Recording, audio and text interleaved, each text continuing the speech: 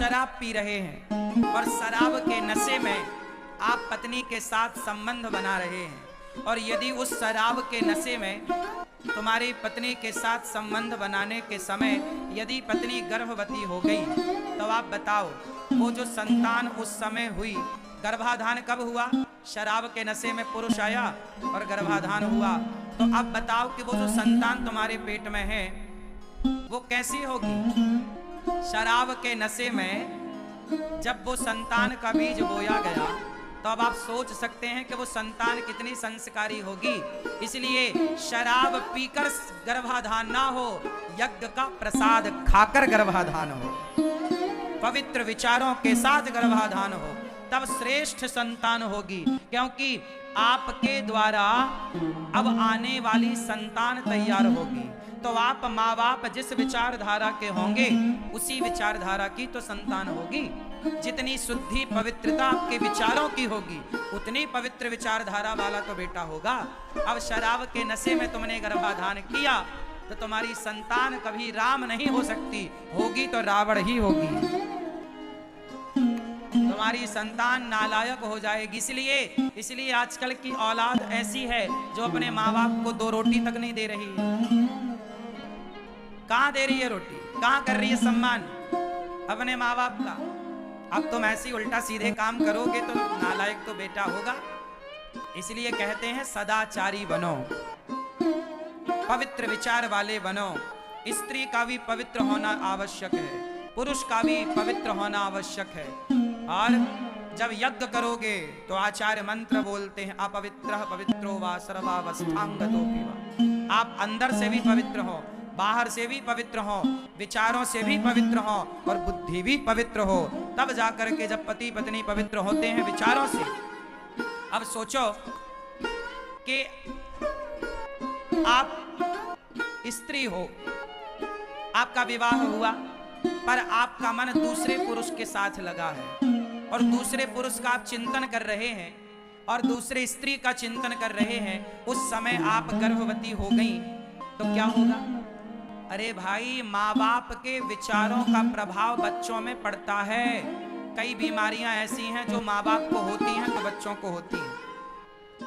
यदि बीमारी माँ बाप से बच्चों तक जा सकती है तो फिर विचार बच्चों तक क्यों नहीं जाएंगे? आपके संस्कार बच्चों तक क्यों नहीं जाएंगे?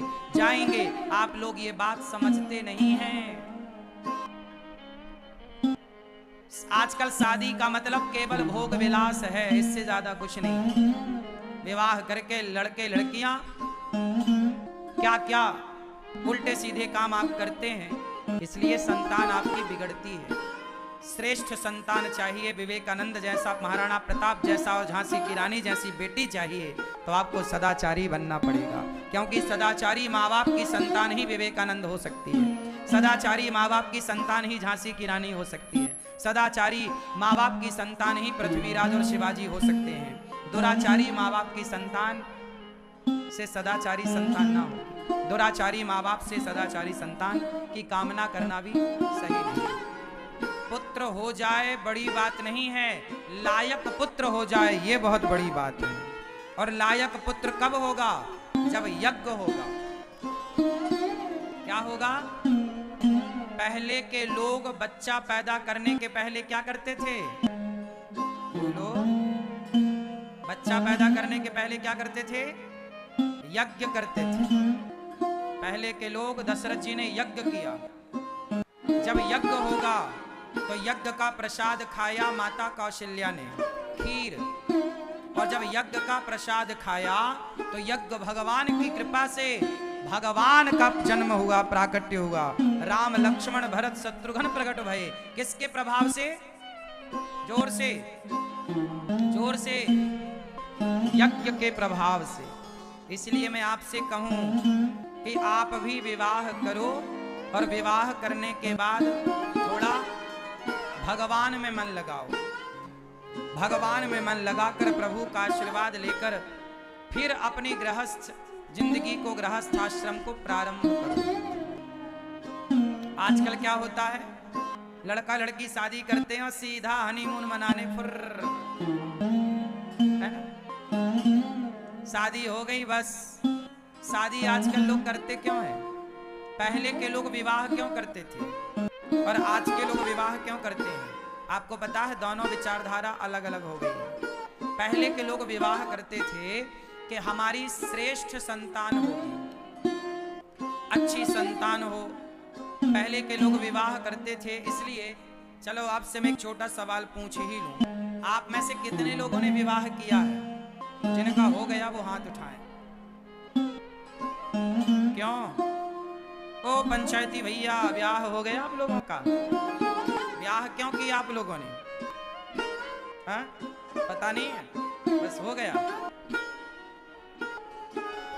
विवाह क्यों किया जाता है? विवाह का उद्देश्य क्या है? तो सुनो, हमारा जो भारत है, हमारी जो सनातन संस्कृति है, हमारे हिंदू संस्कृति में, हमारी सनातन संस्कृति में विवाह इसलिए किया जाता है क्योंकि बिना विवाह के आप लोग यज्ञ करने के अधिकारी नहीं होते। विवाह के बाद ही आपको शास्त्र यज्ञ करने का अधिकार देते हैं। बिना विवाह के आप यज्ञ में नहीं बैठ सकते, आहुतियां नहीं डाल सकते, या विवाह के बाद ही आप यज्ञ के यजमान बन सकते हैं, यज्ञ के अधिकारी बनते हैं। तो हमारा विवाह इसलिए होता है कि हम यज्ञ करके, पत्नी के साथ यज्ञ करके और ईश्वर की आराधना कर सकें, यज्ञ के द्वारा ईश्वर को प्रसन्न कर सकें। तो यज्ञ में पत्नी सहयोग करे, ईश्वर की प्राप्ति हो, उस ईश्वर की आराधना में हमारी पत्नी और हमारा पति हमारा सहयोग करें, इसलिए हम विवाह करते हैं। क्योंकि भगवान राम ने जब यज्ञ किया, तो राम ने जब यज्ञ किया तो वशिष्ठ जी ने कहा कि आप यज्ञ नहीं कर सकते। क्यों? क्योंकि आपकी पत्नी आपके साथ नहीं है, जाओ पत्नी को लेकर आओ। तब पत्नी को तो ला नहीं सकते थे, उस समय माता सीता वनवास में थी। तब सोने की सीता बना के राम जी को बिठाना पड़ा। किसकी सीता बनाना पड़ा? जोर से। भगवान राम को भी बिना पत्नी के यज्ञ करने का अधिकार नहीं मिला, तो हमें और आपको भी बिना पत्नी के, बिना पति के, ना तो स्त्रियां अकेले यज्ञ करें, ना तो पुरुष अकेले यज्ञ करें। दोनों गांठ जोड़ करके बैठ करके यज्ञ करोगे, तब वो यज्ञ सफल होगा। अब आजकल तो देखो बहुत सारी चीजें मनमानी चल रही हैं। आजकल तो स्त्रियां अकेले ही जाके यज्ञ करे आती हैं, हवन करे आती हैं, लेकिन ये विधान गलत है।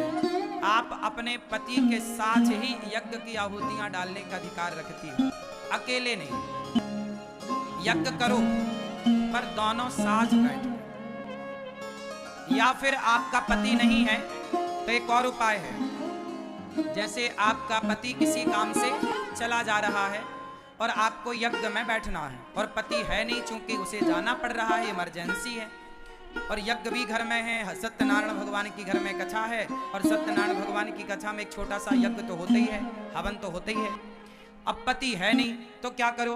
तो फिर एक काम करो, जो आपका दुपट्टा है और जो पति का दुपट्टा है, जिसे गठजोड़ बोलते हैं, गठजोड़ होता है ना पति पत्नी का, तो आप एक काम कर सकते हैं कि पति नहीं है तो पति की जगह वो पति का गठजोड़ा आप अपने बगल में रख करके, और पति ना हो, जैसे शुरू करा के पति चला गया या किसी इमरजेंसी में जाना पड़ रहा है, तो आप पति का जो गठजोड़ा है, जिसमें सुपारी बांधी जाती है, हल्दी की गांठ बांधी जाती है, और पति पत्नी का गठजोड़ा होता है ना, हाँ या ना, जोर से, तो वो जो बंधा हुआ है वो रख के आप फिर कर सकते हैं। फिर पति आए तो बाद में वो भी सम्मिलित हो जाए, जब तक नहीं है तब तक आप कर सकते हैं। तो पति का होना आवश्यक है, पत्नी का होना आवश्यक है यज्ञ के लिए। तो हम सनातनी जो हैं वो पत्नी को यज्ञ का सामान समझते हैं, भोगों की वस्तु नहीं समझते स्त्रियों को। देखिए हमारे समाज में, हमारे हिंदू धर्म में नारी का कितना बड़ा सम्मान है कि हमारे यहाँ नारी के बिना यज्ञ नहीं होता। नारी के बिना मतलब हमारे यहाँ स्त्री यज्ञ का सामान है, यज्ञ की वस्तु है, ना कि भोगों की। हिंदुओं के सिवा, सनातनियों के सिवा किसी भी मजहब पंथ में जाकर देखो तो स्त्री को केवल भोग का सामान माना जाता है। एक सनातन धर्म है जहाँ स्त्री को यज्ञ की वस्तु मानी जाती है, ये यज्ञ की वस्तु। इसलिए हमें विवाह करना चाहिए और विवाह करके यज्ञ करना चाहिए और यज्ञ के बाद ही फिर संतान की ओर, संतान उत्पन्न करने की ओर मन लगाना चाहिए। यज्ञ के बाद जब संतान होगी तो श्रेष्ठ संतान होगी, संयमी होकर के संतान प्राप्त की जाए। भोगी विलासी, अब सोचो कि आप शराब पी रहे हैं और शराब के नशे में आप पत्नी के साथ संबंध बना रहे हैं और यदि उस शराब के नशे में तुम्हारी पत्नी के साथ संबंध बनाने के समय यदि पत्नी गर्भवती हो गई तो आप बताओ वो जो संतान उस समय हुई, गर्भाधान कब हुआ? शराब के नशे में पुरुष आया और गर्भाधान हुआ, तो अब बताओ कि वो जो संतान तुम्हारे पेट में है वो कैसी होगी? शराब के नशे में जब वो संतान का बीज बोया गया तो अब आप सोच सकते हैं कि वो संतान कितनी संस्कारी होगी। इसलिए शराब पीकर गर्भाधान ना हो, यज्ञ का प्रसाद खाकर गर्भाधान हो, पवित्र विचारों के साथ गर्भाधान हो, तब श्रेष्ठ संतान होगी। क्योंकि आपके द्वारा अब आने वाली संतान तैयार होगी, तो आप माँ बाप जिस विचारधारा के होंगे उसी विचारधारा की तो संतान होगी। जितनी शुद्धि पवित्रता आपके विचारों की होगी उतनी पवित्र विचारधारा वाला तो बेटा होगा। अब शराब के नशे में तुमने गर्भाधान किया तो तुम्हारी संतान कभी राम नहीं हो सकती, होगी तो रावण ही होगी। तुम्हारी संतान नालायक हो जाएगी। इसलिए आजकल की औलाद ऐसी है जो अपने माँ बाप को 2 रोटी तक नहीं दे रही है। कहाँ दे रही है रोटी? कहाँ कर रही है सम्मान अपने माँ बाप का? अब तुम ऐसी उल्टा सीधे काम करोगे तो नालायक तो बेटा होगा। इसलिए कहते हैं सदाचारी बनो, पवित्र विचार वाले बनो। स्त्री का भी पवित्र होना आवश्यक है, पुरुष का भी पवित्र होना आवश्यक है। और जब यज्ञ करोगे तो आचार्य मंत्र बोलते हैं अपवित्रः पवित्रो वा सर्वावस्थांगतोऽपि वा।